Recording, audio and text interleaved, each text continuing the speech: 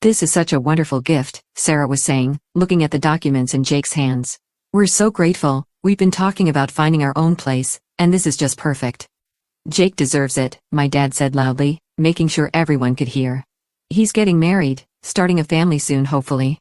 He and Sarah need their own place to build their life together." I looked at my parents, hoping to catch their eye, hoping for some kind of explanation or apology. But when they saw me looking, they just smiled and shrugged, like this was the most natural thing in the world. That's when my Aunt Linda, my mom's sister, spoke up from across the room. "Wait a minute," she said, her voice cutting through the celebrations. "What about Monica? Hasn't she been living in that apartment for years?" The room went quiet, everyone turned to look at me, then at my parents. I felt my face burning with embarrassment, but I couldn't bring myself to say anything. My dad shrugged casually. "Monica will have to move out, of course. We've been letting her live there for 5 years now. I think that's been generous enough. She's an adult," my mom added, "she can find her own place. There are plenty of apartments for rent in the city." I could have told everyone the truth. I could have stood up and announced that I hadn't been living there for free, like my parents were making it sound. I could have explained that I'd paid rent every single month, that I'd renovated the entire place with my own money, that I'd given them $30,000 just last year to save that apartment from foreclosure. I could have told everyone that my parents had promised me the apartment would be mine someday. But I didn't do any of that. I just sat there for another 30 minutes, watching my brother and his fiancée accept congratulations for their wonderful gift, watching my parents bask in the praise for being such generous people. Finally, I couldn't take it anymore. I quietly got up, grabbed my purse, and walked out of Sarah's parents' house. Nobody even noticed me leaving. The drive back to the apartment was a blur. I kept replaying the whole scene in my head, trying to make sense of what had just happened. How could my parents do this to me? How could they humiliate me like that in front of everyone? When I got home, I poured myself a glass of wine and sat on my couch, staring at the walls I painted myself. Everything in this place represented years of my life, my money, my work. And now Jake was just going to get it all handed to him on a silver platter. That's when my phone buzzed with a text message. It was from Jake. "Move out immediately. You have 2 days." 2 days, not even a week, not even a conversation. Just a cold text message from my own brother telling me to get out of the place I'd called home for 5 years. I stared at the message for a long time, feeling a rage building inside me that I'd never experienced before. They thought they could just throw me out like garbage?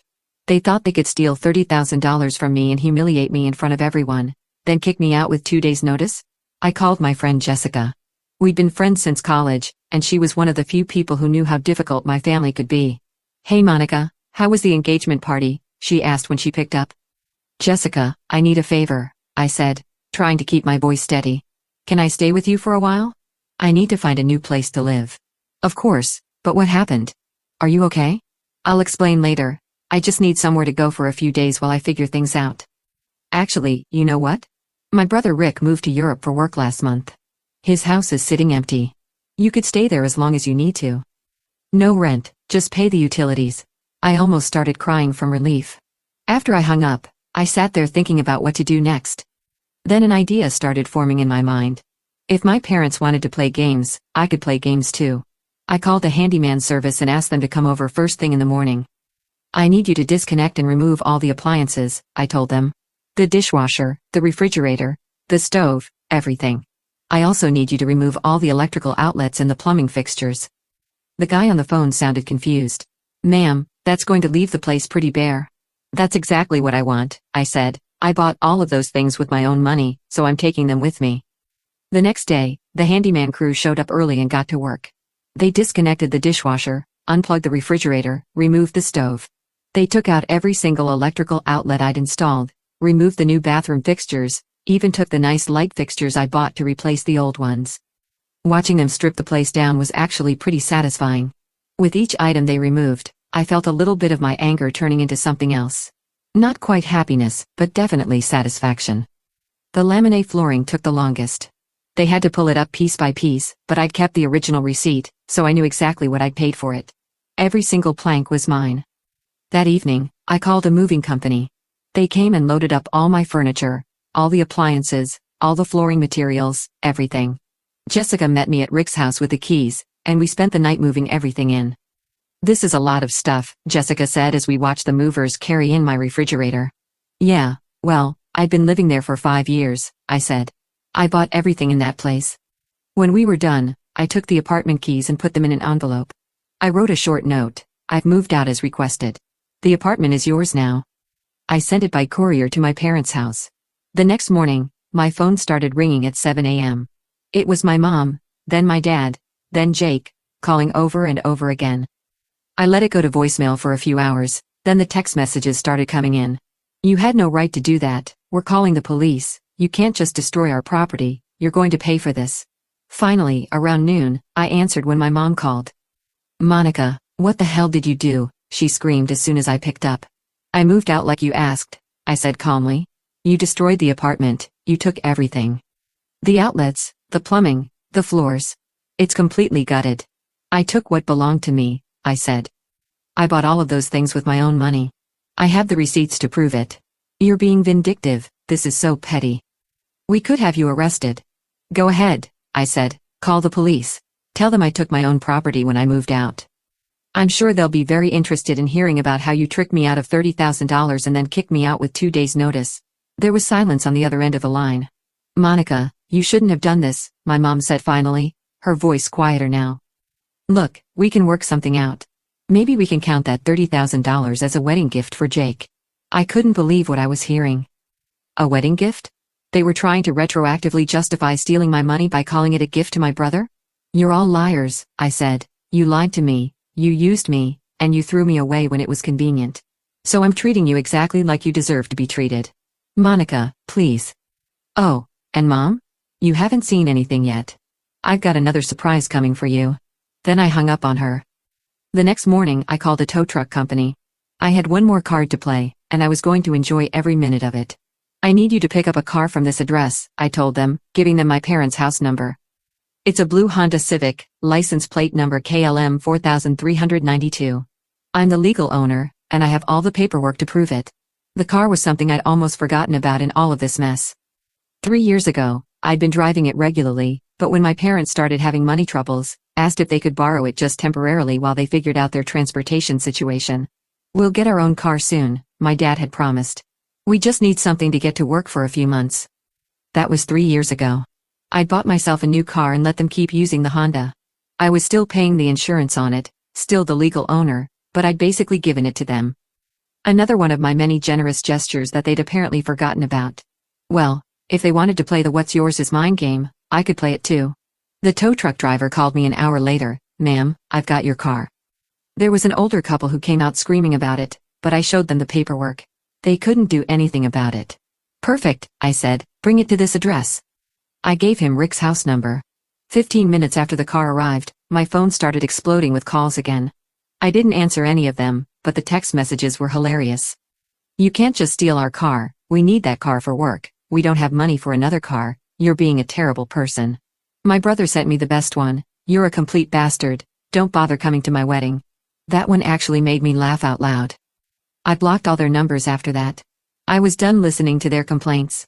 3 weeks later, I put the Honda up for sale. It was in great condition, only had about 60,000 miles on it, and I'd kept up with all the maintenance.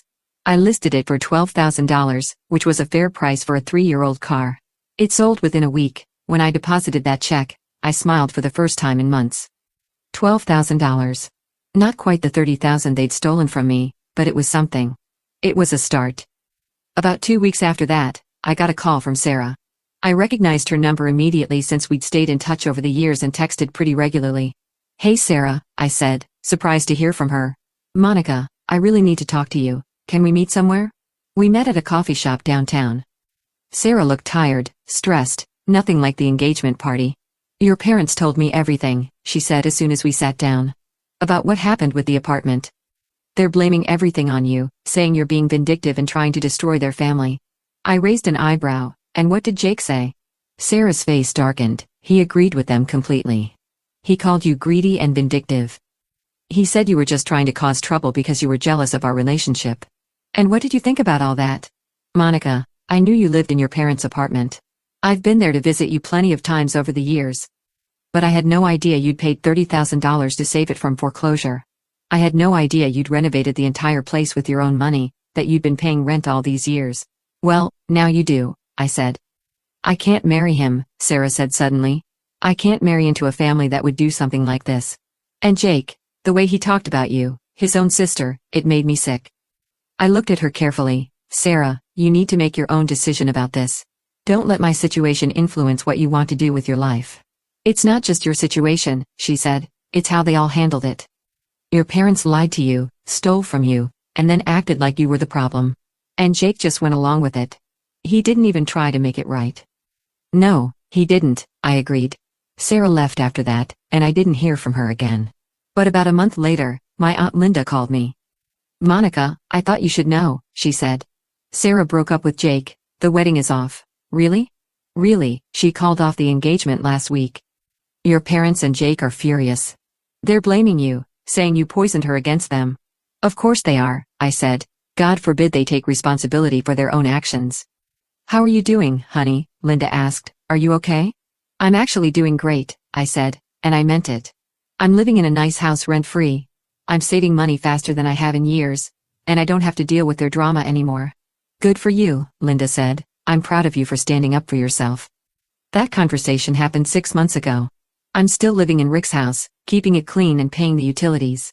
Jessica says her brother is happy in Europe and has no plans to come back anytime soon, so I can stay as long as I need to.